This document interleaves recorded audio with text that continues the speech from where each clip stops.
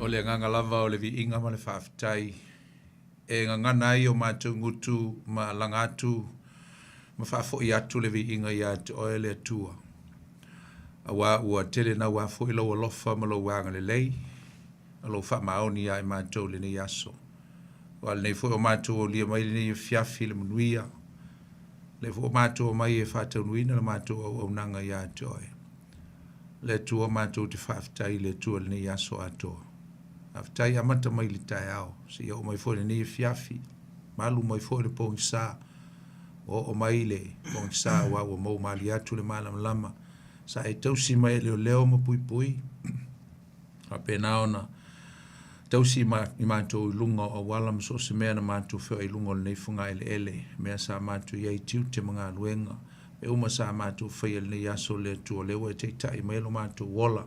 Le so i fua o te ngata le nei fiafi. O le mātou te whapea tu i whaaftei te le tua. Ia vi ia lava o e whaavavau. Whaaftei le tua o no Yesu le whaaletanga. Whapena lava o no mātou fia e.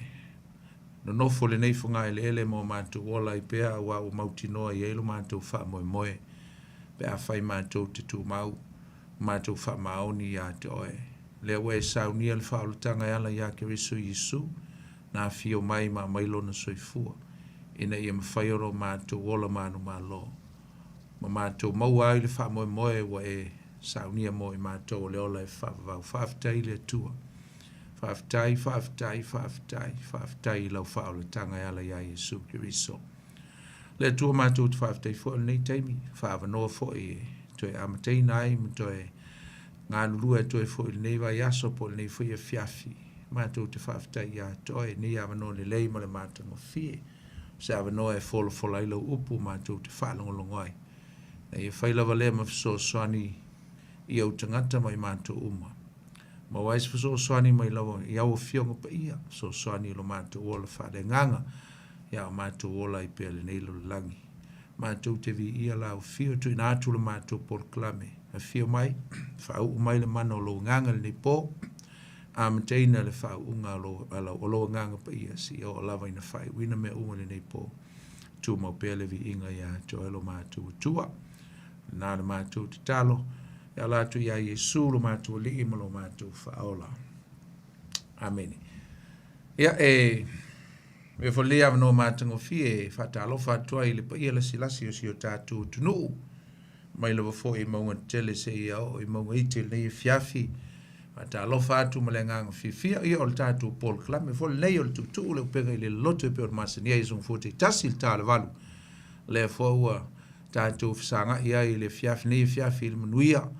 Ia malo lava le soifua maua ma le langi mama. Nau whaasau saunga sa mo le nei fiafi. Whata alofa atu ia te uto uma i au auna pa ia le tua na i o tātou tina mta mama atu tua le loa o Samoa po whea lava o e whaafonga mai ni fiafi ia e whata alofa atu ia te oe po whea lava fo isi atu nu o e whaafonga mai ni fiafi ia po le alava sau meo whaile ni po ni fiafi ngā lue po le alava fo isi meo e po e whea lua i lunga le woltele e maua mai tātou po klame ni fiafi ia e whata alofa atu I ma o nei ia te o nei fiafi e le suafa o manu alo le tātou li o Yesu Kiriso. Ta alofa fo le sunga ia sau nei fiafi ngā lue whatasi atu nei po. Ia le ngata fo ilea. Ia whata alofa atu lau. So tu ilangi ma alo so I fo maua ma langi ma. Ia, whata alofa atu lau. Sunga whenga inga poni nei fiafi. So whawhawhonga me le tātou tuno. Ta alofa atu le. Ia fiafi lei ma le matango fio tātou to e fsila wha ia ia le li aftai foi li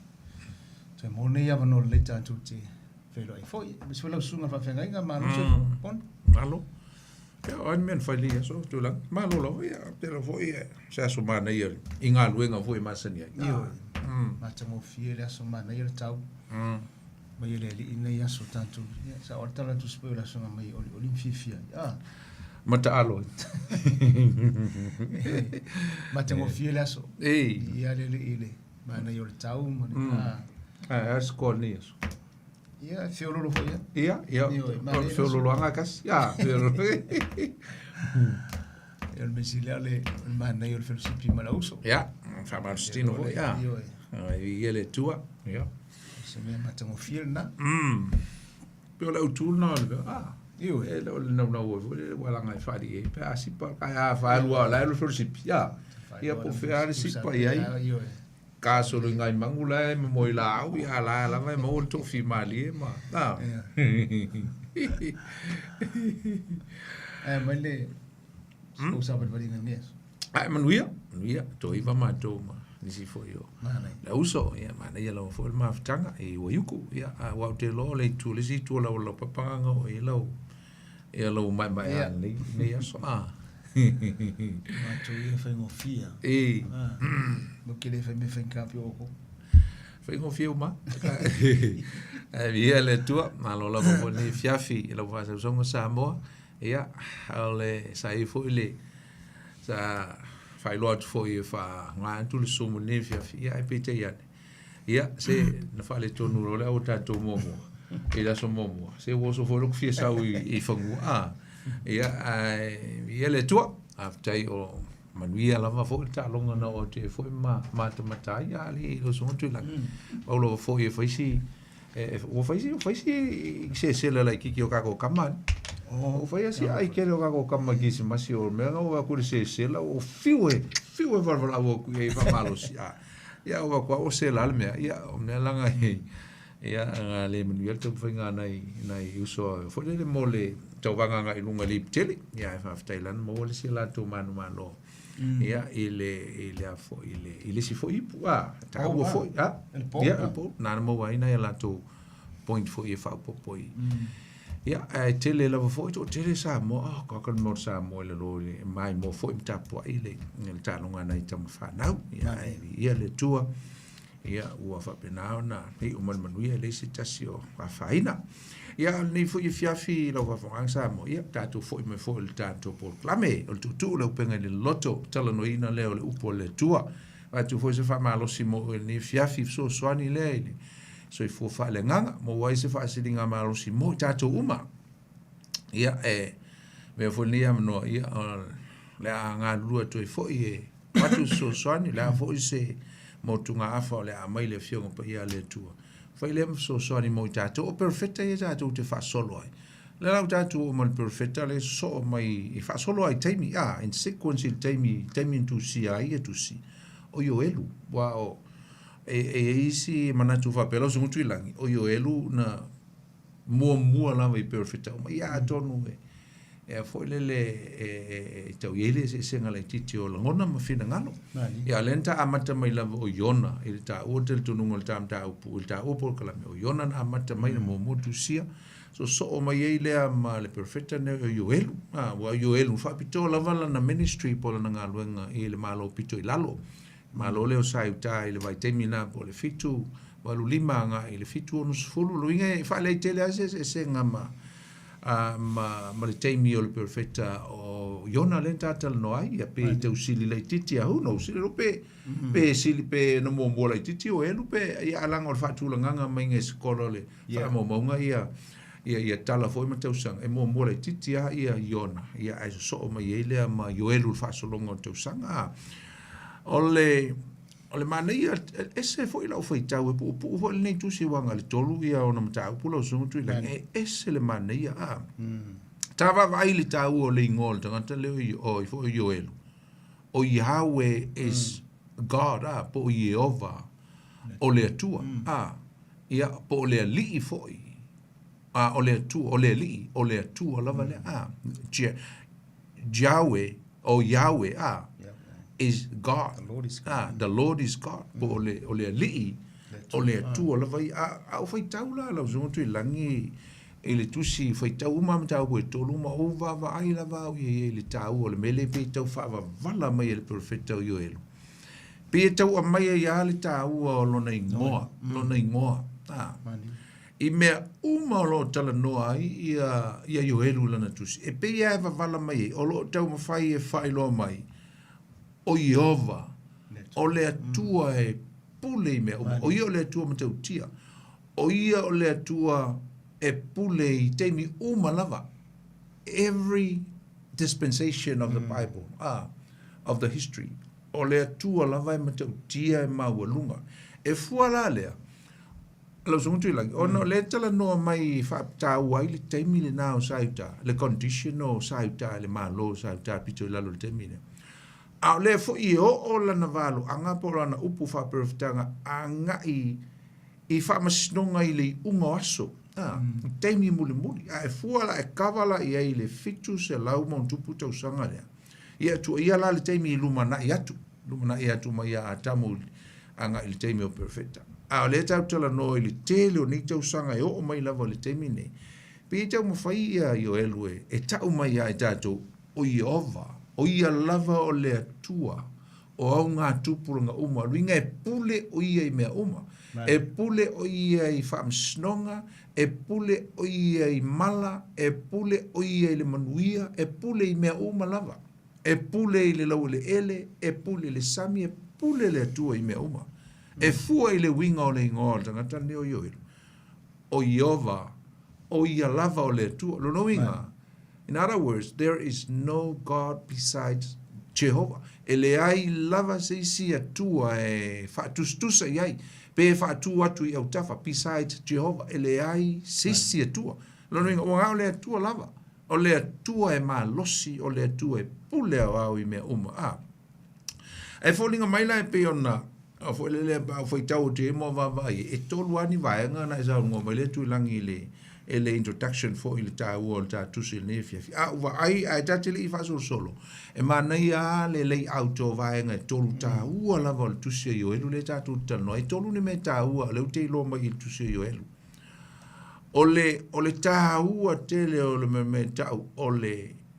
I lo le el tangata so I fua le unga po le consequences of disobedience po le unga o me tangata e le ustai e o mai ia le malaya e o mai le malaya le tangata le ustai the consequences o ringa o le unga o le tangata e le ustai o le si meta ua la sontu langi e tu sile o le vala au le sala mo e wang sala o e lo ola le sala le fola mai le malaya pe ona uta o le vaenga momo o luinga consequences po le unga po le malaya le e tau mai le vaenga momo ai le ai se malaya o mai pe a fai sala mo so there is no consequences of disobedience if man repent and return to God to fo ile tu ala le sala mo so le melo na luala o le fe au le sala mo e le o tele mai il tusilia the call of repentance is very clear and confound il tusi atole e mtua I ki lia mai mo tatu fo te mi elo suntu lang me e lua au nga te mi o sauta e au nga fo I mo I tatu e mtua I au nga lava o male melo na tol o le folanga le o le manuia e o mai pe a fai e salamo the promise of the blessings o le folanga wa ngai fola mai e ngale manuia e le atua le manuia la le za tu tilo o lo tala noa mai I le tu le fa le nganga le na fa tino ina I le aso le pentecosto le fio mai o le nganga pa ia o le atua na le mta au lua o mela ia to lo suntu langi ala tava vai e tata tala noa I le fiafi ma se io ta au mai ai po le ase se rosia ma se mata ngo fio ni o onga ma le application o le au nga o le tusile nei mo I tato pela na uta ua e ese le kilia o le fe au mo I tato very clear and profound o le matua kilia lava to e maati to e tu mai sao ia I tato mo le taimile nei aina ave le fe au na ave mo sa uta o le fo I au mai le fe au ese le tau mo I tato lo so ngutila malo mana ia I la fo I la tilo ia I la usunga pastai e pena tala no ele tau le se sengo o la fo I baba ia yo luma mayona perfecto lo yona fo I le mala malama yona pe la le wa le ngulo winga nga le ngo o tanga telo yo elu o winga nga lo ngo the Lord is God Yova o ia o le atua ia e pe ala e ona me umale pe o faita wina mta upieto ona me uma e fai pe ia tatangia mai ele le ngoa so o lo winga fo ngala lo metalanga e mala malama le yo elu i le tua le na balawina o ia ile as a fama perfect e fa penga foi la ia ta vai tau vaso lente nei le tanga tele o iona e ula banga nga foi le na sola iona e pa wala me nga lenga lu se iona ma sola o ngai le fi le no ni ne ba e li manga o iona foi le ina ia toe mo se ava ngo se no le o iona ia mo toe mala le iona i foi le i winga i o le tua e fa pega la tangata le o fo io tangata le tata le no io perfetta ne o io e ma ne io le ba nga tolu le nga me lo sunga poni le tulanga ho le o afianga consequences o le mo le disobedience po la afianga mo le ustai wa saka ka mo fo ba so lente nei wa ma fuanga tonu nga le nga o i fa vita o le ayo no le ustai ya alanga la o le toinga o le tua vanoa wa te tono yo o menga fai le tua funga le to come back ma tanga te lo yona I longa e me tau tia le tata no ba so le tene ai e mana ia tusia la ta fai tau le tusia sa yo o ma e manga ia te le yo me a pa live ya tato application o tusia il perfetto yo e pa lai te mi nei ya tanto I tato tanga te cristiano so a fianga la o le usta yo of course le usta Israel le tu ya o ke le fo yo sa o nga mo tanto te mi nei ia mala me fo tanto tanga te cristiano le e mo a fianga e ko ke le vai te mi nei ai ia fianga le mo tanto pa ko ke le usta me le tu ai e mana ia voi le malam mo tangata pe o mele tata no le malam mo yo na ke I le le vai la o solution pa fa pe le tai o le Samoa call to repent ia Samoa tangata pauanga la wala tau te fo ile tu o tanto pa mo la no Samoa le fai le ia a me se la me manga ia mulmulia nga sa no e pastor le o le familianga le foi sa tu se ngalwenga le o le blessings nga le tu ma ese manga yo menga pe atata no e fo le familianga ma le promise le tu ia ala me nga nga pai le wa fa penga fo no manui ai tanto le kalesi al me silinga manga o le tanto te ye ke minga I familianga era le leva nga be ya ia le wo se le foi tanto pe fai tanto te lo tanto Salamo I me o tanto fai lu mo tu ma ne tele fo te fo le advance o le love o le timing advance in time o le timing no mai perfect nei o I malo I lu e tau mai ai ia le tulanga o le o mai o le tosa o le tua e ala le ia na famisnonga na vave no mai ni perfect e fa te inga la perfect yo e le tai ma pe fuala le tausanga o le ono o lima PC na lu ile ta fanga I lalo la le Babylonia no mai ne kanisa ma matai ia va nga tolo le ta fanga I Babylonia ele umira pe fua tu la le pe fo le fit se la va se fulu le fit se la va lu lima le na tu si ai na mai ele fe au le ne yo ia pe fua tu le ile ono o lima lo no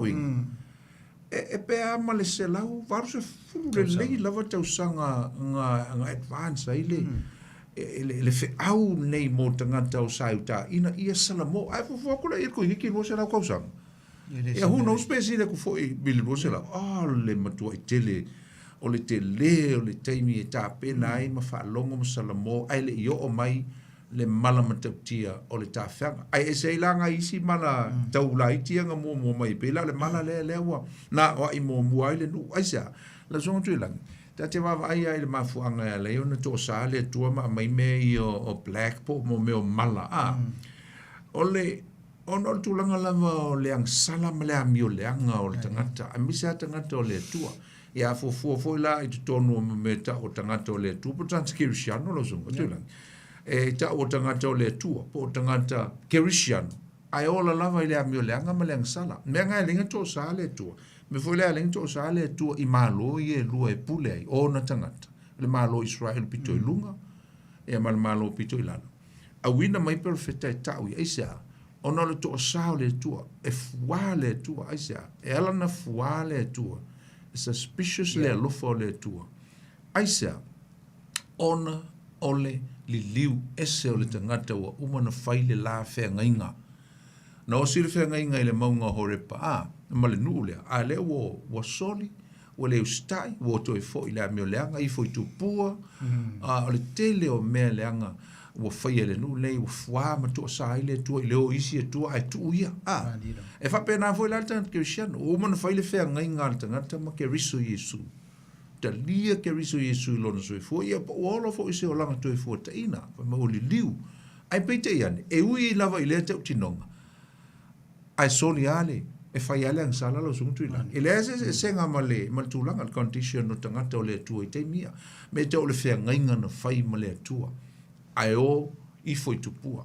to sala a fai to sala tua le te mia le ala sungu tuila ngi la ua i lo e le tau o le mtau a fai na to sala tua i ona lava tangata i lona nuu i le te mia le ona o le me te o le tau o le fea ngainga e fa pena foi le to sa o le tua i le te mia nei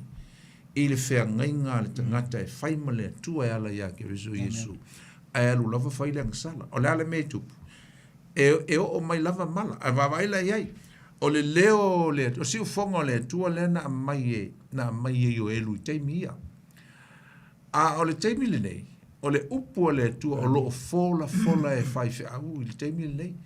Ai le ai lava ma se ngama mao mea ia lau songo tuilangi. Bea vai e i mea tolu ia. I me tolu ia i element e tolu inga o te ua tua o le vaenga o le tau o le whiau i o edu. O lea, e ala na mai le upo le tua, e ala na la unga le whai whiau le upo le tua. E tau atu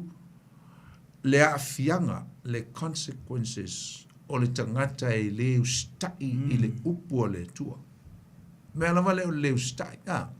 le ustai lea. Leo stai i le whengainga ma le upu ma folfolanga na whai whatasi ma le tua le teimo le whengainga. Walu ese ai, ringa o tiso pei, ua leo stai i le whengainga ma le tua po le upu le tua na mai. Lua. E a mai e i fo i ai tātou le wheau o le wala au ina i e salamolo, o le mele ese le leo le tua, le mtau tio le alofo le tua. E folfola mai ana mala, mana whasalanga, mana whamisnonga. Ai au mai a mali whea o le salamo ina ia salamo tangata, ina ia liliu. Ai sea,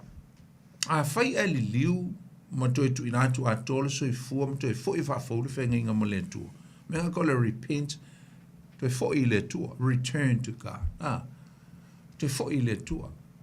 Le tua po le alava le leanga, po le alava le teu si whenga inga o le tangata, ma le tua. Ai a toi fo i al tangata te ilo. O le winga na o le promise lea i le nganga pa ia.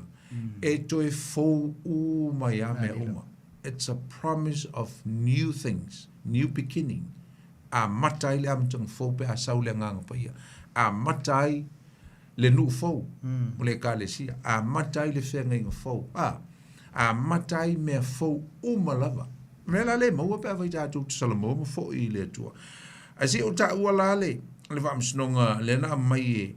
e le tua na maila le winga i upu na mai e le perfetta. What if sili e perfetto io? What if sili momotate fia sili elo zongo tuilang? Wa le wa mai whamsnonga because this is judgment. O le judgment lenga mai mo tangata o sai ta. A sila. O le hale winga o le mea o le judgment. Le hale winga o le mea o le whamsnonga. O le whamsnonga o le malai a mai e le tua i ona lava tangata. E sasai. E rebuke ia ma sasai e punish ai ele tu on tanga fa te inga ia oisi mala e kau feorolo oisi mala mala nga kai mala va vai la fa tu sanga le lolo on mo tu mala on ko fa msingo mo ki al men nga i te mi o no ia fu tu la isi tama i mala la i titi na wi mail no Israel ngai fa mai ia o ngai se kelise ia pela le mala la le wa le fa nga mai ele tu i le mala ana i se akerise le ana fola i o elu o le o mai o mai mala nei o le a sau le se akerise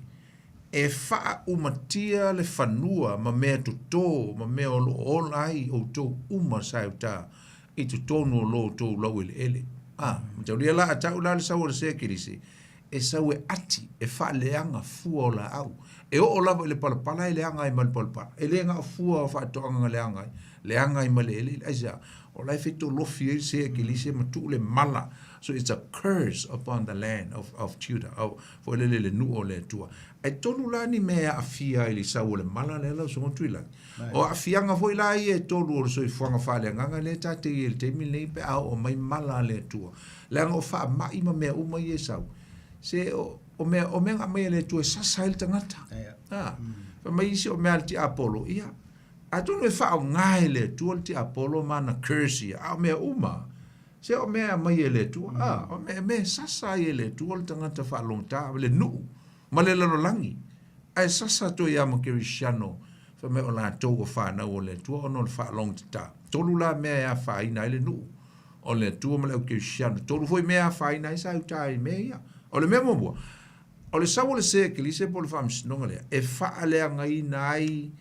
le soifua maloloina o tangata it will ruin their health mo soifua maloloina isa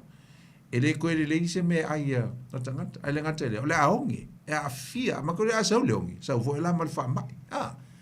e a fia ai le meta o le health le soifua maloloina o tangata a vai foi lá a tatou te mille il sawa mala e ono a faina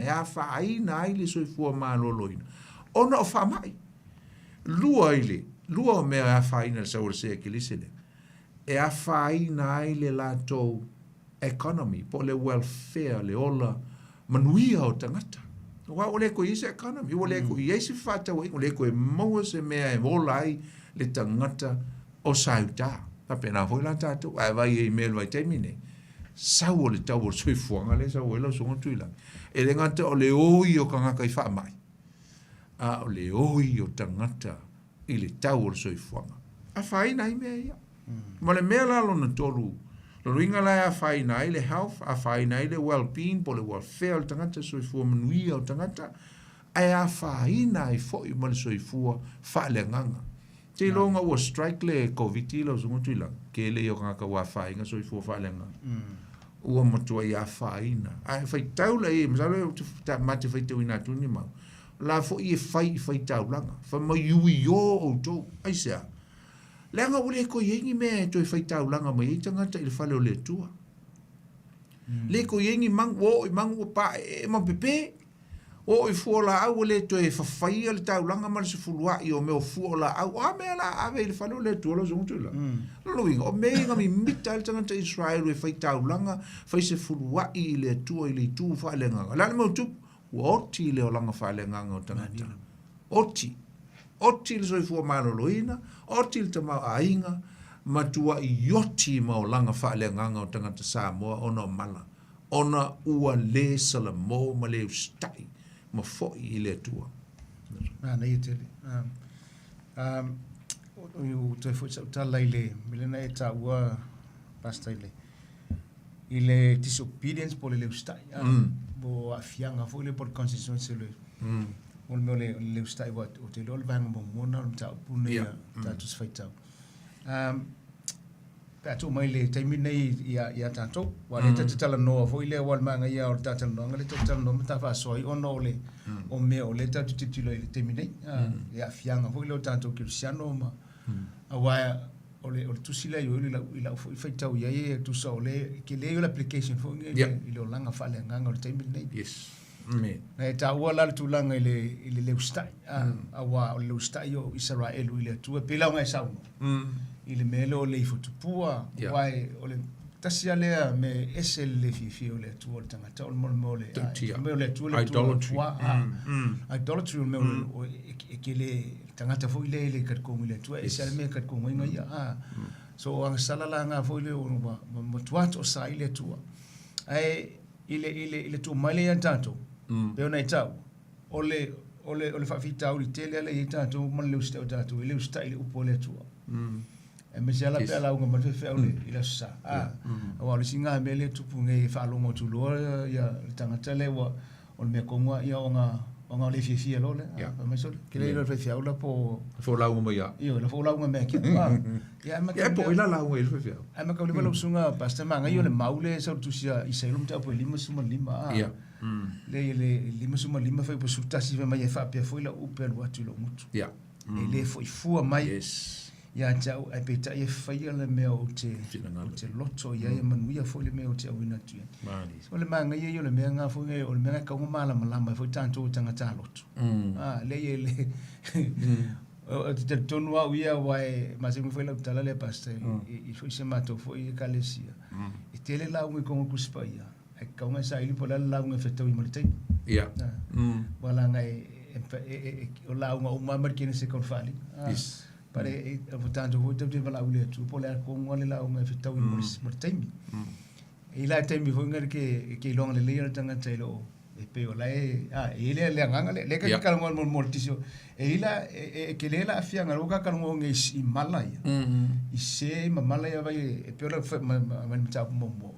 o mo kwa fale nga o mai o manu o la autoto o le palpala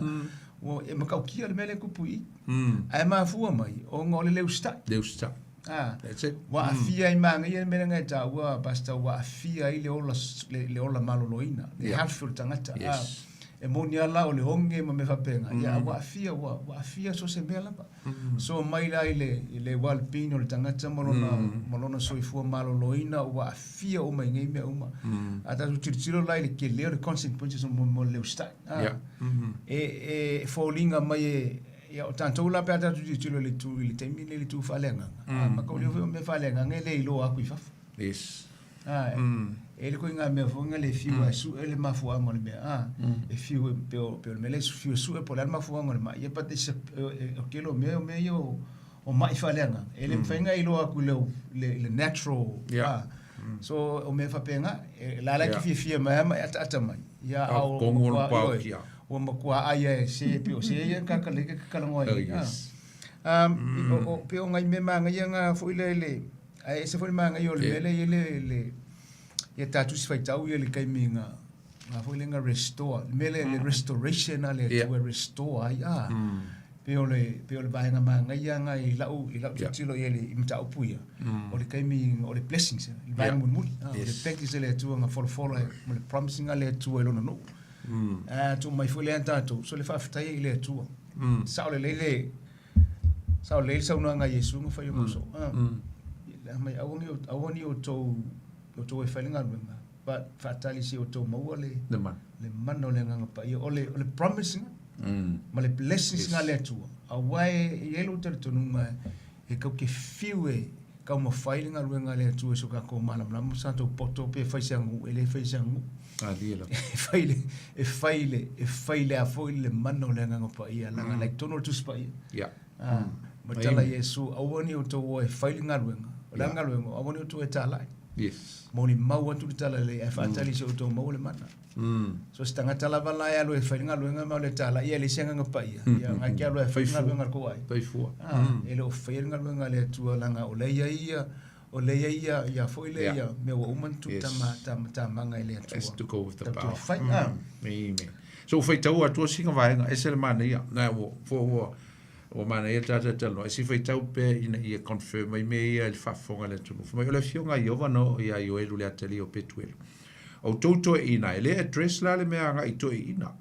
e le o avea i fai fi au po sta lo ai ave i to e ina fa mai ina fa alon lo mai ile nei mea o to uma o eno no fo le nu i o to li liu mai o totally li liu mai o totally o le upule li liu o le salamola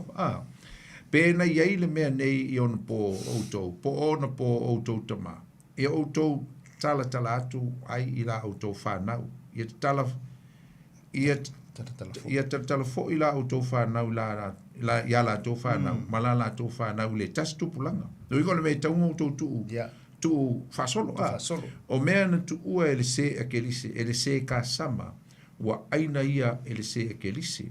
O mea na tu ua ele se akelise, wa aina ia ele se aleka. O mea fo ina tu ua ele se aleka, wa aina ia ele se kasini. Ma kore o manu ia tolu ia kama ia representinga ia malo ia fai ma fili o sa i tal te mili. Malo fo ile leo e fo i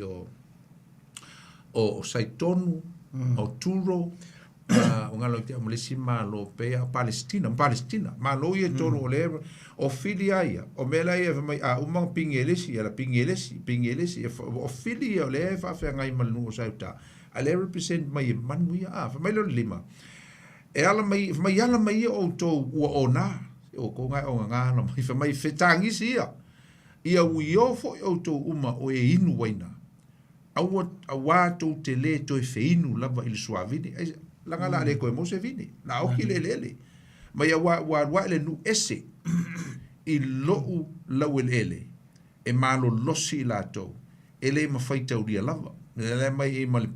ai e pe ngo ta lo so tuila ele ma mau ia tonu la le pe tai ta wa fia ila uri la itia o turo se aleka ia o e fo io sei tonu ia mai foi Palestina ai e la le singu mo ka utia le sa msaro nga le fa tawanga e foi pule ono fa mai e lua ele nu i lo la wele e malo losi la to ele ma fai tauria lava ma te le la le prophecies te tonu le fa tau ya Babilonia ele ono o lima le no mai fa ave fa ta fere fa mai o la to nifo leona ia o ye fo inga o PCI o nga o le leona tele Babilonia lava lea mai ua fano ia te ila tau lau vine ua fo ea e ila tau lau mati ua matua fo ea lava e ila tau ua lafa tui na fo ua sina ai o na la fa mai ia e tangi au we e pei o le tau pou ua fusia i e tala ona o lana tane sa fai a o teina muli o ia ua le ai ni toi tau langa i me ai fa long o le ko inka langa i me ai taulanga i me inu i le falo iova ua faa no le au fai taulanga o e au na ia iova no inga woki e kalesia mai ua fano le fanua ua faa no lau le ele ua fano le saito ua vela sia le waina o le a uma le suau se fai tau a le lui foi lalo langa mo le tate milo so mo tuilangi aka le matau ti fai misina fai tau lo so mo tuilangi suta sianga i lalo le fo i le nais fai upuna i lalo i fufa mo le au ngā lue whanua i o tau mamaia o tau e teu vine i o tau i o ono le saito ma le kariti a wā ua mau le saito le whanua ua mango le vine ua mamai le mati o le rimoni ma le pama ma le tupua ma la au uma o le vao ua mamango ia ua mawai atu le fia o tangata le au fai taulangai i o tau fufusi i ante o tau ma whaanonoa i au i o tau o e au auna le fata fai taulanga o maia ina o tau o ofu i le ia talatala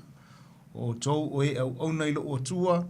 a wā o le ai ni toi taulanga i me ai ma taulanga i me e inu le fale o lo o tau o tua i o tau a tau whaine ni aso e ana pongi ai i o tau tala ina se whaapot potonga i o tau whaapot potonga lau tau ina a tau mai la tau umo e le nofo le nuu i le fale o Iova lo o tau o tua ma i o tau alalanga i a Iova a we le aso e a wā o lata mai le aso Iova e o mai e pei o se malaia ai le e ona le malosi umalava e le ua whano ea mea e ai i o tātou luma ua ave e seina fo i le fia ma le oli le fale o lo tātou o tua ua pala fatu saito i lalo ifo ona ele ua fata funa ina fale saito ua le petia fale o ua mangu na saito ua fetangisi na ua manu vai fa ua popua ngatia la fupovi ua le ai ni ala tau me ai ua whano fo i la fumamoe yo vai o te vala au ia te oe ua aina ele afi aina ele afi me te taa ai manu i le vao ua mui le afi la au umo le vao e fitangisi fo ia te oe o manu vai fao le vao ua pepe vai tafe ua aina fo i ele afi aina fo i ele afi me te taa ai manu i le vao kia o le whamatalina description a toa leo mtau tia o le mala lau so e a fia u mai a mea ia toi ali e a fia ai fu la au a fia manu a le a fianga la le e a fia ai mal so fu malo loina o tangata le stai o tangata le fa longo mal tangata le mtau si fe ngainga male tua o mtau mo mona o le tusila so ko tuilangia wa le li faita o le si mtau tia le mtau pulua a tava ai i mei ta faita wina nei o lo fa matala mai e fo le perfetta se tulanga o le onga ma le matatia o le mea o le a faia le tua e faia pela tata no le winga o le ngoa le amtanga le ngoa le tua o le tua lava o iova e se la fa ponga pe ava i il fai taunga o tusi tapu atole e faia lava e iova mea ia pe a fai o le a outou le faia le mea lea o le a faia tua i lisi vai ngal mta o pulua la lea la ngal mta o pulua lea o la lai fa tau lava i le Samoa monia me ka o le saia o le loto ai le saia of wa oka e fo le fa mai o to ili le posiona ia ta lili lo mongo pa ia te mui la to umo e no fo le no awa o le a o mai le aso iova awa wa lata mai o le aso po liuli ma le pongsa o le aso malu ma le pongsa lava e pe o le malam lama o le tai o so solo i maunga o le nutele ma le malosi lui fo ai lalo ile a fo ile skipa nga ile fai upu sfuma le lua ala so tela wala fam talanga nga e tele fai tawina o le mata tia le na le aso le le o mata tu tal no si tato pa ia ile aso le the day of the Lord wala singa u tu o tu si da tanga o le fa ta o mai me le o le perfecto mo mo fa le o ngata o le me ta o le aso le me ka o le aso le la le o le aso o le fam snonga mulmuli po le me o le ao mai mulmuli pe a fai ai le salamo ma le fo i tangata le ustai i le tua fa mai le fai po suma le lua o le nei o fa pe mai ova i o to e fo i mai i ata means repent salamo mo o to loto atoa ma le anapongi ma le fetangisi ma le tangi awe fa mai yo to say yo to loto rip your heart so le ko kia me yo po mai say yo to loto la le wingo le me matuai fa ma wala lo ilu mole tu fo i male loto nuti mo moye ilu mole tu fa mai fa mai yo to fo i mai mo to loto to male na pongi mal tangi si mal tangi we yo to say yo to loto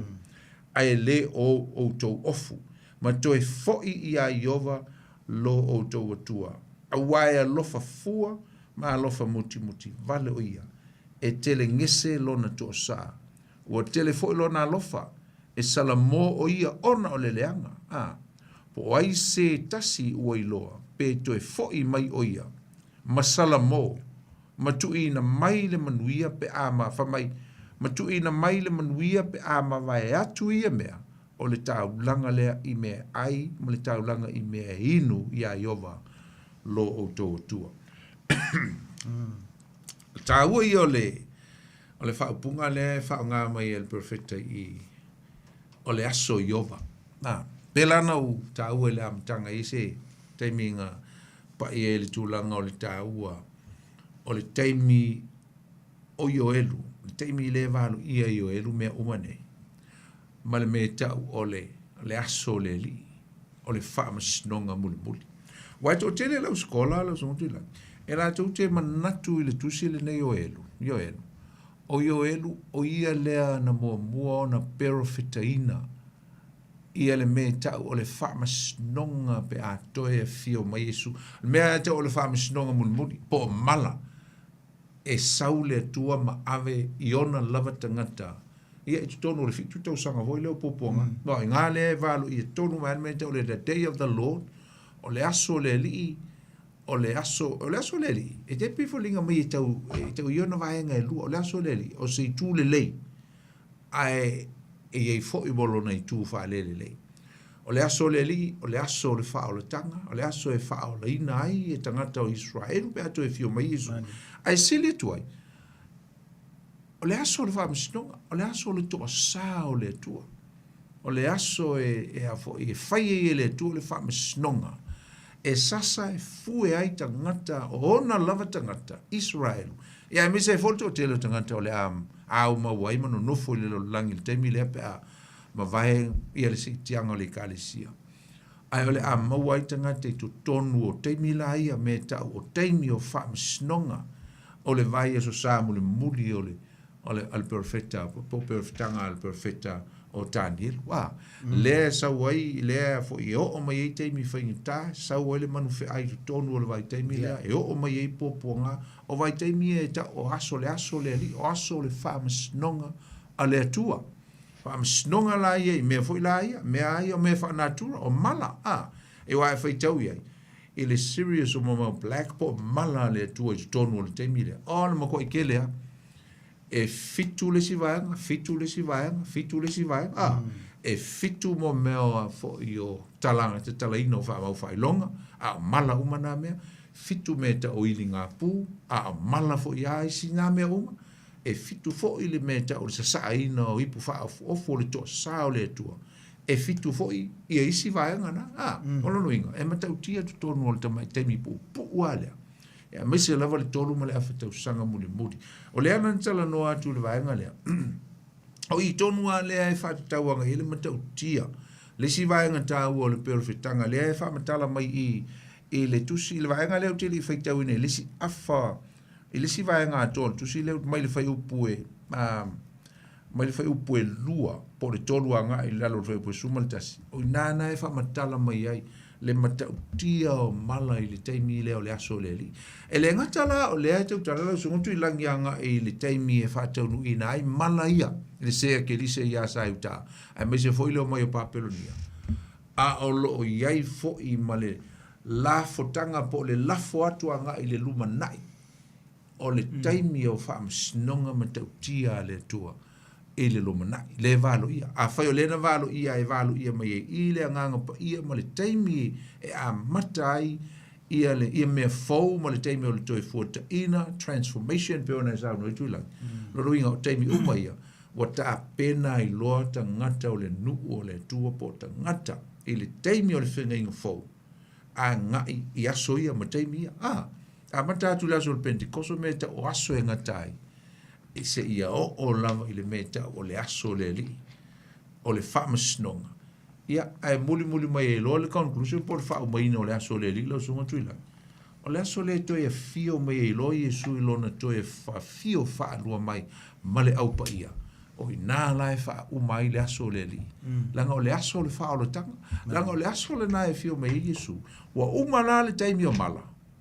Lea la usala mo mali liu mai loa Israelu le matua i matau tia lo la tua e maise o le monio ke riso Iesu le na sau wha sao la tau e le tau e amaketo. O ina tonu loa o le ali liu i loa Israelu. O le aso la nao le li. O le aso fo i o le faa o la tanga mo Israel. O le ali liu ai mo la talia. O le aso mo mua le o le afa pea i le nu ato Israelu. Jehovah is our Messiah. O Iesu o le mātou Mesia. Lea sa te e o mātou tua. Lea la o ia la vea i mātou. Lea o mātou moni mawina. He saved us. O lea mātou di liu mo te lia o ia. Ona o le mea mātou tia o ia whaia mo i mātou. So la so leo le leo e ta o te mi o mai le fitu tau sanga le poponga. Te fo i malolo Iesu ilo no ia o te fo i Iesu ilana ba fai pui. Kalesia. E sere ile a fo ile Israel. Awai o le mana ia awai o le aso tele le aso nga ile. Ko ile tatu fo tau le fionga le li o se aso me tau tia nga aso. Ile te me to e fio mai o le te fai tau tu fai pulenga fai tau a la sunga poni le il tau pule lua. Il fai pule sulua no le nei u fa pe mai o io to fai mai a tau. Mo tau loto atoa ma le na pongi ma le fitangisi ma le tangi awe. Yo tau se o tau loto ai le o tau ofu ma toi fo ia yo valo tau tua awai alofa fua ma alofa muti vale o ia. Teringi se non to sa telefo na alofa e sala mo ia ona ole leanga. Ole au ngani ma le meo le tonu le fatu le tua le o sa mai i tangata lona no. Male to inga fo i tanga fo i tangata i le tua. Le o mai umai le tua ia mo meo condition po criteria so le mo e te taona fa i tangata to fo i tua e le fa pe ke se vali fo ngale mo fak. Ai ka kaunga fo i mai meia pe o meia le tau i fa pule sulua fa mai we mo mua ia fo I mai male loto atoa le loto wholehearted yes o le loto atoa awor sai le ofu awor fari on mai mau fo ofu awor sai le ofu au le loto le karmo mai Yesu le atua I le fai pule male anga pongi la male anga pongi male ftangisi male tangia we so le makau kia ia meso ale ka kalango le mo le atal mo salamo awai e ku nga salamo fo nga le nga salamo makai le se ele o tu tonu le loto e fi salamo ioi ahora salamo le so le e metautia me ia tala no mai le tua ula tilo fo ile ile tilo fo ile fale nga ele mo ia le tua yo le tua le futuno ai le fai ngo fie la usavalinga ke nga ia tu le tua amen ele fai ngo fie wa ele me fai uma o to telo tangata le ai fo ila tu te mana mala ya wala iko ki fo ile tua ai le me fai fatino ina ai o le tatu fai tau ile o fai tau ina le fia ai o le mo tu ai o ma to ifeta lai ma ya le tua ma ngani mai le tua ile me te tau ona tatu fai tatu to fo ia tua ia te fo ia tu ma le loto atoa ia tu mane loto atoa male na pongi male ftangisi lo wingo ngamia awa le butato ma na mai lo wingo na pongi o le atanga o le tangata o matua fa maulalo no fo le fu ma male ia tala that's simple o le humility o le tangata I lumo le tua pa wanga o ko inga sala mo e kalia le tua o le tangata o matua fa maulalo no loto ai le fa pe ho ngalo to awa pe on ta pe fon fa tula utala e te le to inga sala mo ai o sala mo le o tala no mai le tua ia e sala mo le ngato le loto atoa ia tanto tatu te watu le tua kapte fo ia wa ko kile ko le fai tatu na pongi ko kile ko mo fungi le fulef masi i tartal ma la vai sulualo la ma ia ma e kile ngo fo le fulef ia ka ko tilo to inga pongi nga so nga fo ia tangata o le no le tua e makaukia e makaukia le menga la ko fai fo ile ia fa ftai le lofa tu no le tua ngai time ia la ia ke riso Yesu ia lewa fa ngo fia ile tanto ngar sala moa ma fa mo la lu mo le tua ia matalo I fuar tangata I lu mo le tua fa mo la lu mo le tua ia me sele le fa o tanga le saunia ke riso Yesu mo tanto amen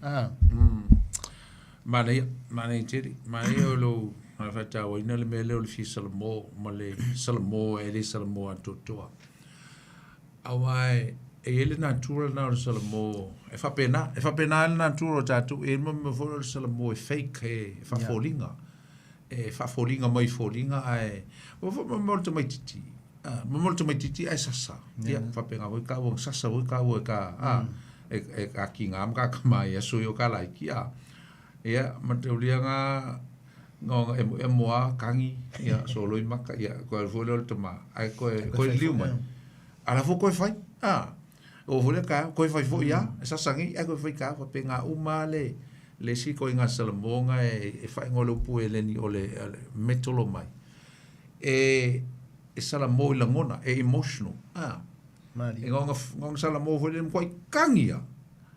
au ko ele o salamo e mo e kangia fali ia luinga na e salamo la ngona e emotional ai o ka le ia mo salamo muni ai la me ta o le salamo le melo mai lo ole upula e fata wa ngai mo le foi le ole sui ole mea ngai lo ingo what liu not only change your mind was sui lo ma fu fa a was sui foi malala dai pe ya le wi na salamo to foi tu lunga return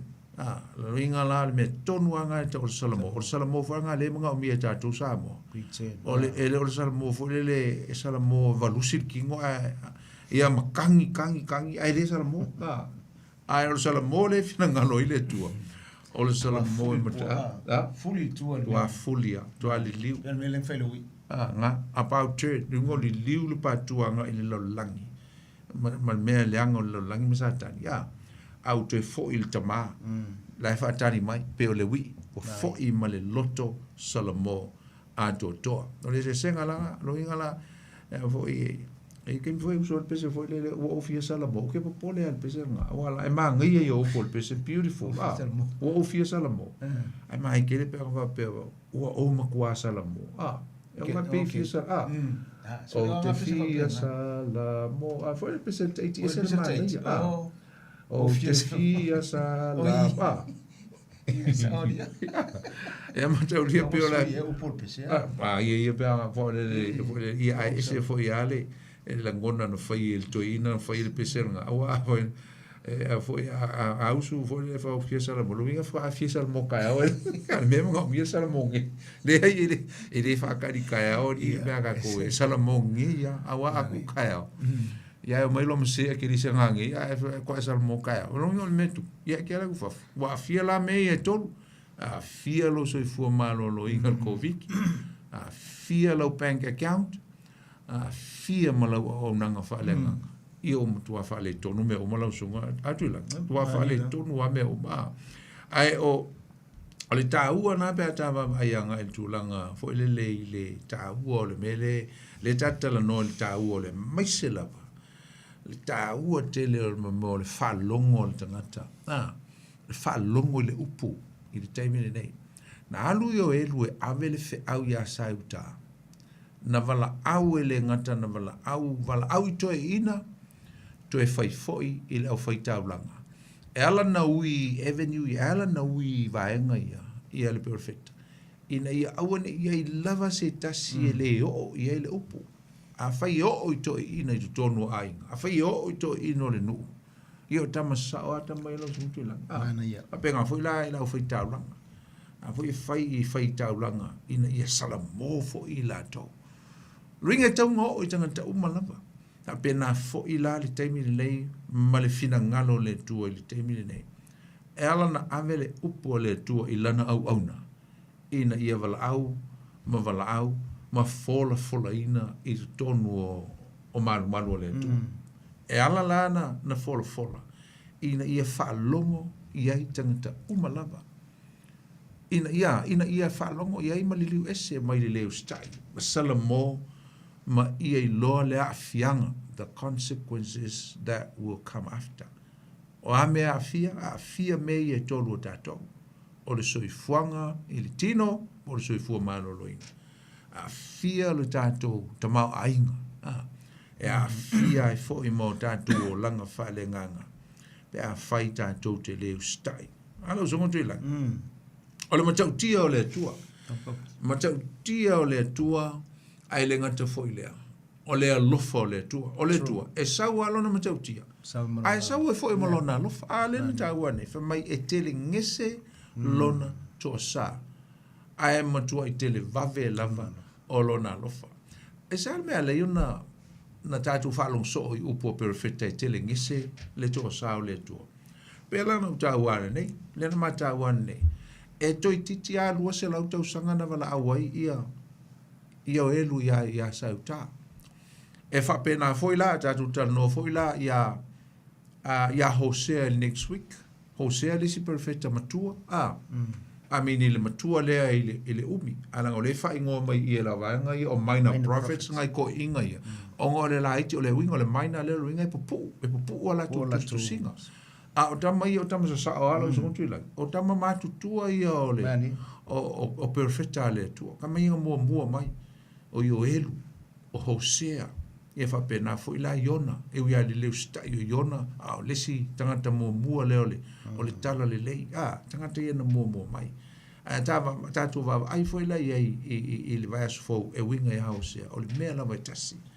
e au mai ele tua lona lofa ai saua i lava malona to sa ma vai le ai a fai e lua se lau tau sanga ia o le winga ngata tau te loai le umi o le teimi na tuu e le tua i le tangata e salamo ai e tele ngese lo nuinga e makua ke le teimi e ave i le tua i le tangata e salamo ai lau zungo tuila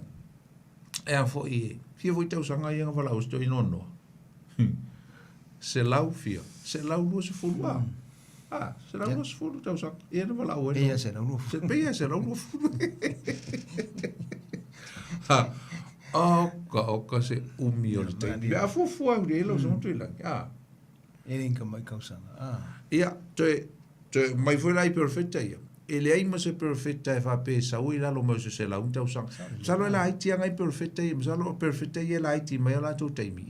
E foi le taimi al na o la uli ia o foi o malaki. La uli ia o foi o foi le se uli ngai ngal pupukunga nga hakai sakalia. O malaki o kama ngai pe foi le sa ia le taimi era val na ele ma mau tele ma sa pe skai fase fulu kai lima se fulu telo no ma vai atu ta fanga ai mo mori mai fe awala oli ia o isi la ta ma tu ia na mo mai e kai se lau lima se fulu tai lu se lau le ma mau le taimi na mai le tu sala mo le tangata a fa fela ta tu taimi ne o le mutu ai tele al taimi o le lofa tu no le pe a fua la le lofa tu no le tu le tatu te olai. La wingo le lofa tu no le tu. A mata mai lava i le aso le pentekoso le mete o le teimi o le lofa tu no le tu. Wa le sina fsili il te le teimi tangata. O le ale teimi na mata mai le lofa tu no le tu. O le lofa tu no le tu. Na mata mai i le teimi le na fulfill la i valo anga le ayo le aso le pentekoso. Time of grace o le tu. Actually na mata mai sa tauro Yesu ke Yesu na makaudia. Ia la gari am teina na o se me ka o se ai ngaloto po se kalesia o ina na mata mo sa telo ile me no fai Yesu le lofa tu no o le teimi na fatino o le teimi o le nganga pa o le teimi na mata ai le ainga o le tu le kalesia le o fatu tu o e fatu tu ya ke Yesu o ina na mata mai ai e o mai lava la le teimi le o le la unga mo mua petero o le la unga mo fole na o le alofa tu no le tu ile aso le Pentecost the very first sermon of the first minister the first pastor o le kako i kalesia me ka o loke o siano ma lotu fatu tu me mulmuri o nga Yesu ke viso ma tel tonu o Yesu o le tu tel tonu le tu o Yesu na amata mo le tato fatu tu nga ile aso le Pentecost o lau petero o le ma petero folna kako foi mo nga petero la mo nga petero fa le na tanga ta fe mai na fa le na tanga ta tolu afe to fa popo e malisi fi lu afe o li ma afe fa popo ko e malisi fi afe mo muliani e o mai al termine o le lava la unga e fai fe au le fe au lava le jas o Yesu ke riso salamo wala unga petelu lo somo tuilangi la mo nga petelu o ya petelu le aso Pentecost ai feita we it's all about Jesus Christ amen ai mulmuliane fesili tanga la me matut fai ta upulua tu se nga luenga fe petol fit tolvan la me matut fai o matu fa longo le sunga mai petelu salamo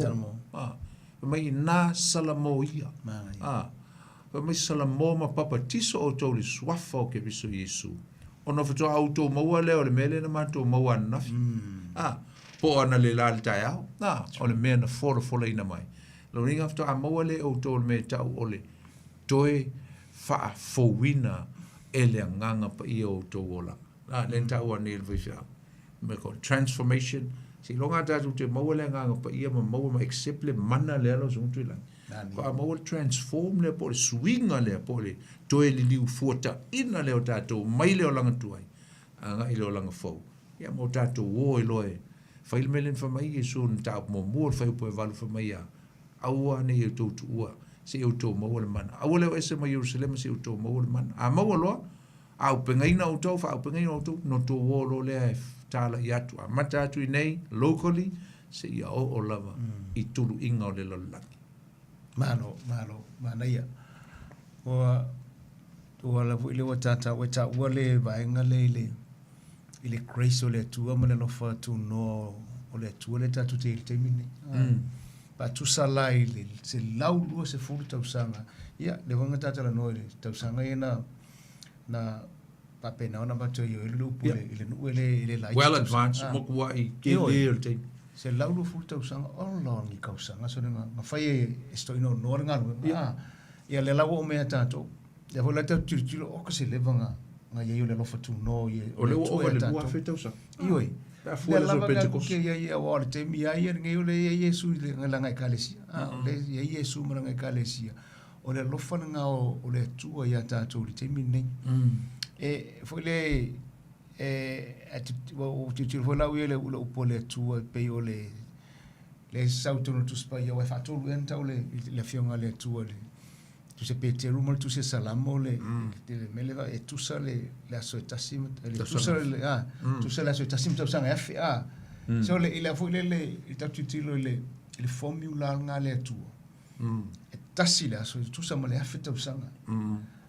le la pionga ka ngo e fe au nga ave perfect ka se la ka se la tu sanga ali ma le nei te mita tu te ia le fa martala tu spa ia mi al so i fu tanga to le fitu sul tu sanga e fa tu sa la nei e tu tala no le fionga le tu e ma tau tia ma ka kia le lofa le umi o le lofa ma le ava no e mai le tu tanga amen ona kwa umia wal ke leol na taimi wa mai ka ko kilo la le wa o tala fa ngo fi or ka ko baba ya no se lau lua se fu tau sanga fa nga nga ala fa martala Yesu e fa pe yo no pono e fa pe nga fo no pono te do tanga so le la happen ke mingi pio na sa no la sunga va venga ia o le la vai e tu e a voile e tu ba ola u pole tu e sunga fa venga ma fa fi au le ka le sia ia ala nga fa talinga tu li to tele mai ele fa longo fo to tele ma ya ele ma fa ona tu wa nga luenga ai ole me to ceiling fa le to lo sunga po e nga ngo malanga nga la tala falta nga ile upu male la lo langia to so fa pela lo feta la me Yesu e fa pio un po no ne ka kikiro le pola e tangata la ya la nga e tala le you know if ko ai lo la file ko ai lo le auro inga wa yes you know como la fia to ai lo for ke rusiano moni ma le siano fa ma oni le taimi fio ma Yesu so o le taimi ai nei e ma nei vo nei po kala me au tata no foi e pio le nga ni po kala me fa manatu apo fa manatu ma fa ai lo pe si o tata o tu le ele pelo le fio nga le tu ele o si tangata foi le tu e pe pelo ia na sa una o mona fa tata e tu na fio nga le o le tu ia sa asa no le tu e tau no ma holo tu singa numero ele se atali for tangata sui ai lo no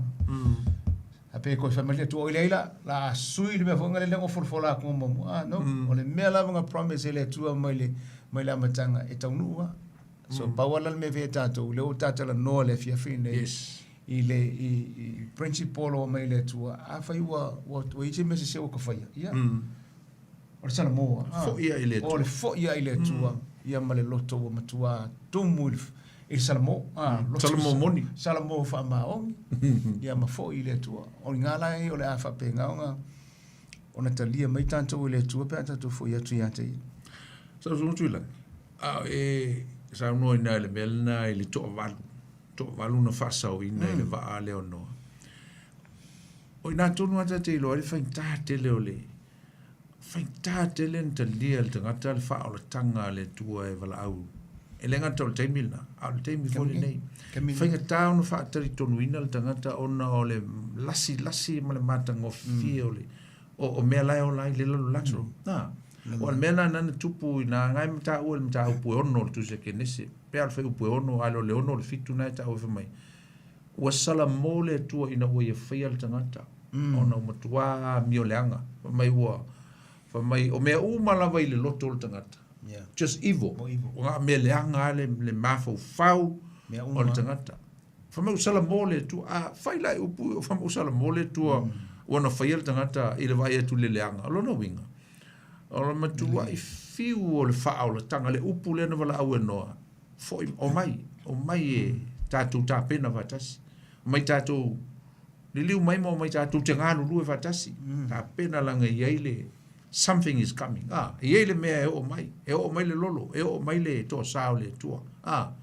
the wrath of God is coming ai te lola me pe ngai sa mo ese ta wol me ngai ta wol fa longo to au ia ele o mio na vala au an hol to valua a fuala le se la lus full tau sa le makua i ma a lava o roto tangata. Leo stai, le salamo, fai lava, leo langa, olo olai. The consequences will come. E saula le afianga o le leo stai, mulmuli.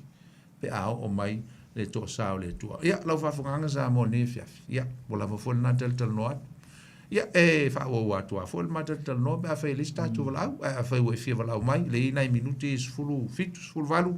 Ia, e mai voi so fina ngalo whasoa mai el tātum tāpu ne fiafi, nau tala tātu lenga. Tolu fitu, tasi lima iwa tolu. Tolu fitu, tasi lima iwa tolu. Wala au mai ei, pe a whai e te fi sao no mai. Ia, e winga, ia, yoelu, o le perfecta. Lea tātou te tala no ai. E ele mata, o le mata upu tolu lo no whai upu suman wha. Ma nei e o le wha Britania. Ai pita u ese mai lau zontu i langi le wha sa moi na mai. A le me len tātala no anei. O le tā ua tele o le filifilinga le tangata. Ai wha mai le wha sa moa. E to tele lava tangata upu ia yo elu mta upu tolu lo no whai upu suman wha. E to tele lava tangata i le vanu. Wea ui. Se whaitau. E to tele lava tangata le vanu e whaasala i nai. A wā wala tarata mai le aso i ova i le vanu e whaasala i nai. O le upulanga e whaasala i nai. Ai wha mail tuspa i e wha Britania. A valley of decision. Oh, yeah. Vai ngi le ese, vai la le ese senga Ai la misi a to ai le ta ua le context o le mea la wha mai le apos o la fo i le perfecta. O le vanu. Po me whaingatai a tātou te ia le tā ua ia o le whaia i o lau decision. Po lau whilwhilinga. O le valley of decision. Te ropo e maua i nai. Yeah, multitude. Se whaitau mala whamu mole lau whapawhara. Multitudes in the valley of decision. For the day of the Lord is near in the valley of decision. When judgment is executed. Ia, wawai. E se la le tā ua. Tā ua i o upuna. O le vanu o whilwhilinga. Po au whai unga. O le lai a mai, o le foi lai a mai ia e tātou anga ua, la o maale tu sia yo elu, ai toi whai atua upunga. Ia, ngā kou ke o le vangu, ngā kou ke popo ngā kia ia tūro ma saitonu ma isi ma lo, whai lol tau whilwhilinga ma ngoi le isau le atua a mai lisi mala ma tau tia. You are in the valley of decision, but the day of the Lord is near. The Lord will rescue you from the valley of decision if you make a good one, a good decision. Pea whai e te whaia, ia se whai unga, sao, ma le whai unga le lei. La le whai unga le lei, sala mō loa ma li liu i le tua, fwoi i le tua manu o yeilo o avanoa. Ma o le tātou avanoa le whiawhi pea whia walau mai, te fu e walau mai ai umalo ma le tātou teimi, ia, walau mai tolu fitu, tasi, lima, iwa tolu, le tātou numera, ia, na whātalista walau lau sunga tui lang. Tai au e amata i le matua o ngā, tuspa ia le me foi le tinga lua e fa ia onga ile onga le Auckland Bible College Auckland Pacific Bible College ia fai fo ia Jesus ia fai lo decision le lopo oile te fa longo mal ni fiafi o lo e mana mi le fia o ina o ile ngana sa mo le upo le tua ia leilo vala au mai pe a pete vala au fo ile vala au mai ono tu ole oile sunga le pule e a fo e tatal no ia mo so a no a tanu merana o lua tasi o lua lima valu tasi fa lima o lua tasi o lua lima valu tasi fa lima fa ile mo ia vala mo sunga ia sau ia mo le tanu merana na o lua tasi o lua lima valu tasi fa lima o le matum ta upu tal no ta amatal te usanga lo so tuila tal no ala ia Paulo i epistles Paul's epistles Paul tusi fa apostolo le Paulo no ese le maneo fo ia ta upua tal no fo ia ma lo fo tal anga Paulo ma tu singa ia ma le liwina fo lo langa Paulo ia pe fo ta ala so tuila i liu mai ia il ponsa ia e mo ela te fa ngai su le langa sa ole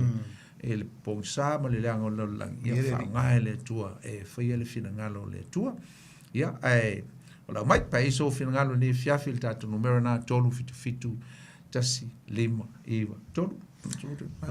mana ele pate upule sulfa le ngata tala no nei ile vanu fifinga ole mele fa to ile wa mai ile ole toteli multitude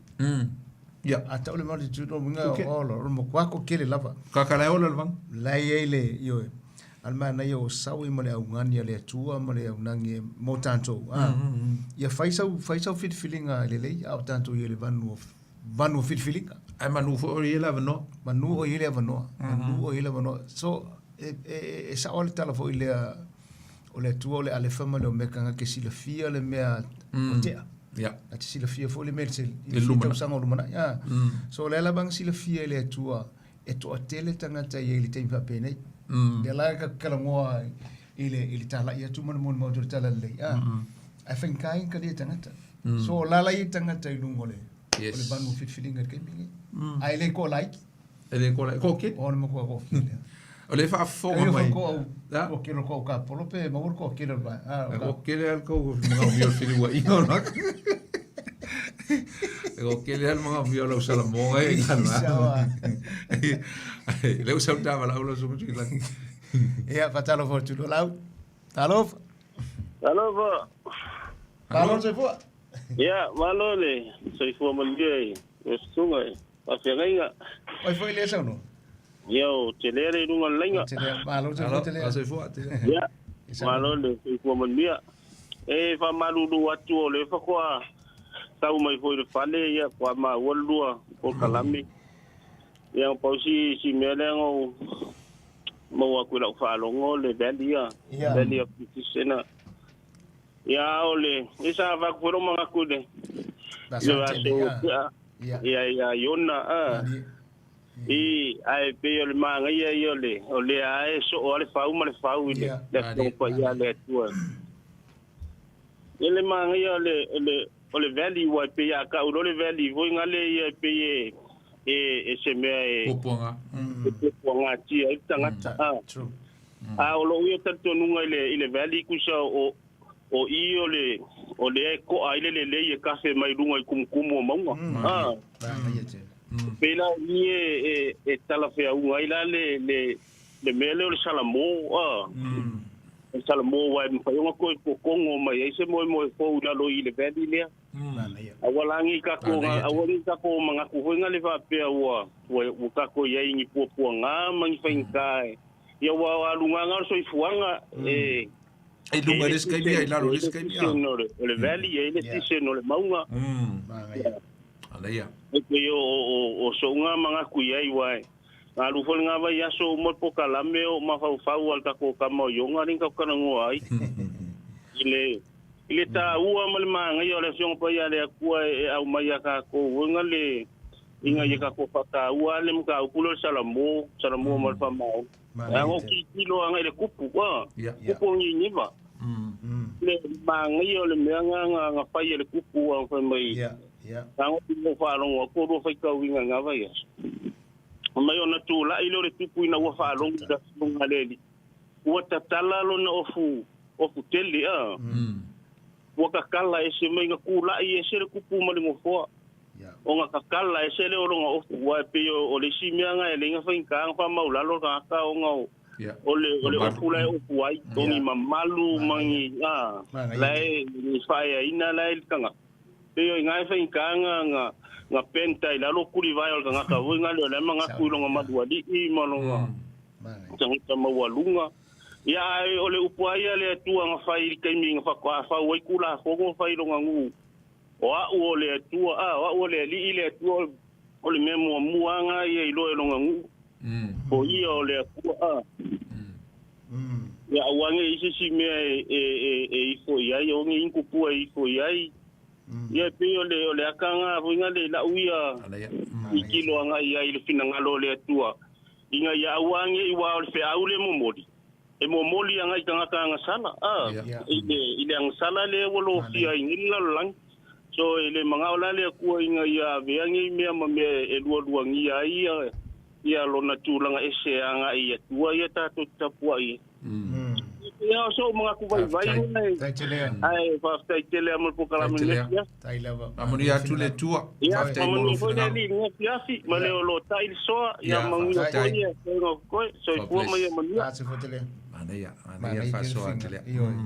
so foi te o tole foi upu ta ua le o te o foi le ele tusi ato ai o lu ala so tu la foi pule lu sumo valu tau pulu mulmuliane e u ina o lilingi foi lo nganga i lungo tangata umalava tangata umalava ona perfecta nei le o tu atali i mo tu afafini e fai miti o tu ina e lo fa linga o tu taulia mai o te lilingi fo i lo nganga i lungo au na tane ma au na fini ia ona so o tu ina fo i va venga i le langi ma le langi o le toto ma le afi ma le asu fa ni tu e mo ona li uo le lai le poluli ma le masina i le toto i le o ai i le asu tele ma le sisili ese te lo mena le o fia fa fita wina le tusilia mai le taimi o le nganga pa ia e ele cap there is a cap e ele cap te leanga ia i ngai le vau fa i po fo ma tus pa ia e mau e con le fion pa ia le tolo suntuila e te faitau e te lelo e ele cap there is a big gap between verses mo le taimi mo le time caps fo le i mea tupu ai vai e folo mai le nganga pa ia le o fa te nuina le aso le nganga pa ia ai fa fo se ia ona sawa i malanga ngana fa apokarifa o mea ele i va ai e tātou ele i loa tātou o lai perfecta ngai luma ngai ngonga uma e o malfa upe tōsu fulu o le vala lua i va mal tōsu fulu le tātou te o lai le teimile nei le caple i le teimile nei ala songu tui lai aisa fa mai le fai upe tōsu fulu o te tu i nātu fo i va venga i le langi malo langi o le toto ma le afi ma le asu fa ni utu ma te reo ngana ia i teimi o mala i le ntatal noa e nei i le aso le li i aso le wha sinonga fa mai e mua na li ua le la i le pouliuli o mala ia tata vavai meanga o a fo i o ili ngā pū o ili ngā pū ma menga sa utu se whalinga o le wha matala mai e i fa mai o le aso wha ni utu o le toto ma le afi e li ua le la ma le masina e mua na li ua le pouliuli ma le masina i le toto i le o ai fa mai lea i le o ai i le aso tele ma le sili o Iova le lau fa matala mai i le ngatala le kapia nga i teimi o whaingita ma pupu nga e maua i tātou pe a tātou le o le si tianga o le maloki o ia le au pa ia le a Iesu ke viso a o le fu e tau mai i uma loa mala ia o na o lo lea i le aso le o le la fa tau mai i le aso le li fa tau mai i to e fio mai o Iesu i lona fio fa ro mai a wa uma ia whaingita pupu nga ia ma tau lia e pe fu foi o le perfecta nga ile aso le nga pa ia e le alu luma ko foi mai le ku e alu luma uma le nga pa ia e perfecta tu ai malisi va nga i luma le ka ko kile yo le ka ko ngo fola le cap le vale e le yo ile me tautia le e me nga isel ta wo te le silfia fo o le malu Samoa mal ta to fa fo o le ta wo ia o lo silfia mal ta tu lo o mea o le tāu o mo meo vāo whai upu i lea mea, ma lea mea, na tupu ai. Ai ei mea na, mea e, langa o le whamatala mai, a tātou whai tau manino, ei mea e tu tupu e tau tātou loa, e vā ai le teimi, e se lale, le tāu, alo son tula. Manaia pasta le iloa, ngalo tātanga noa i le second coming, awai le tonunga lava ia la una tonunga na ole to e fia fa lua mai o Yesu I think ole to e fa lua Yesu lona sa fa lua ia e molo nu molo nu Israel ma te uli la le kalesia tanto le kalesia kaunga ko le kai le i o tanto le memuni na ka ko i fakas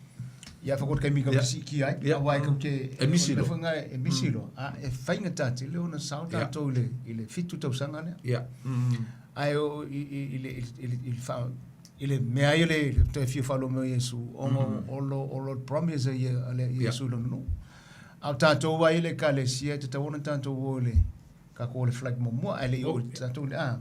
awai e la tau tu spa e tanga ta fo yo sa mai ya pio mai ngale langa ngamos yo ngai se mang sua sai mi ofenta ai pasta le fa mo fi e to tele tanga tai longa kai mo popo nga le o ka fa ka ngai mole kai pero le mala le ngave ile no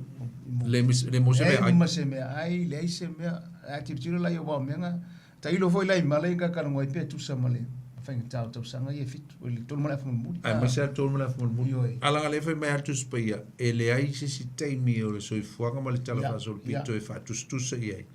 Le matau tia o le tolu mala whamuli lea. Mea alama ia e tau popua ngā ia pukupuku i kongu ngā ia. E ling popua ngā la minka whai kaua ngā. I lingi popua ngā. Ale tate whai tau watu o le matua le ia ma se me lau ele. Ioi. Le ai ma se me tasi. Tau le o sau le whaale nganga o le vai. Ioi. I na ngā o mea ai a hoi le maa. A o i. Whai o le to ulu mai o mala mai le langi. Pongi sā. O le vai e o ona. Mea lava ma le tele o mea o wha mai. E putu umai to tonu o le tolu ma le awha tau sanga le. E matua i mawhatia. Lea e whai mai e ia le tuse whaalinga o whapea. E tangata e ola teminga. Se e mawhuri mai. Maunga mawhuri mai uka le lava. O fia oti. Aure mwhainga oti. Wa tua ia e le tua se ima kua whakinga. Ai mai sea le nuo. Islanga le nuo a Israel. Whata awa i. I le teimi lea. E maua i la matangata nu ese. I alanga o le vasa sabu le muri a lea. E wha o mai fuwhanga le tua malonu. E makua i. Pakau ki a le. Le vai a salon fitso furu lea. E a fo i ngā o whamasinonga. E ala fo e lana sau lea tua e mai. I whamasinonga matau tia ia mo Israel. Mai o lea maua i tono le. E le nuu teimi lea. Ona ia li liu lava tangata ina i Samoa a mise lava Israel ia o la tui loa e le ia se sia tua wa na o le tua lava le antata ua ne le wingo le ngoia na o Yehova lava o le tua e whaia ma pule i mea uma o mala ma manuia mea uma na te maia e le lava se si na te maia wa na o le tua lava e tua tasi e se foi la le ta ua la usunga tui langi wa le tatal noa ya le fata fai wal tam da upul ta wo le ngang pa il te ni le Holy Spirit wa le ai lava se si mea ta tote mana o mia le se si mea e so swani ai ta to wal telo ta ke usia ele ta wo e la to le ngang pa ia ele fata wo ina ele e la to te le acknowledging nga nga le ngang pa ia tala no ai to te ele e tala no ai le e la to te le loa le ta ua le nga ngala ngoia o le sake for le o le include ai kong o le triune o le Trinity mai fa mai o persona ai le o ta ua le ministry ale nga pa ia mo le tangata a mi sa tangata ke siano tangata fa tu o le nga pa ia o le te le ia o vaenga le ngang pa ia numero mo le ngang pa ia ai te lo e iva fo i ministry le ngang pa ia le fai mole ka le sia me se ala le individual tangata la ia na e ngata na te fa manatu e so swani e tai oka fo le e comfort me uma e fai le ngang pa ia e mol tangata o lai ola le timing ai te tonu ia infatu tua o le tua lea o le persona le o le tua o lo iai le teimi le nei na te representinga le tua le tama le tua le alo o le nganga pa ia ngara pa wale o le so soani mole tangata le teimi nei o le nganga pa ia me na te teita ina tua i tātou i le teimi nei na te whai loa mai ai tātou le whamasnonga whai loa mai ai tātou le matau tia o mala mea uma e o iai lo inga whai e le leil tātou maftanga ma le nganga pa ia ai seki vol maftanga ma le tamama le ala wa le ngang pa ia la vole o le lato au a inga fatasi le la so tula e pe ia di wo langa le ngi mai ka o TV le o le o le lo ko o mo ka ka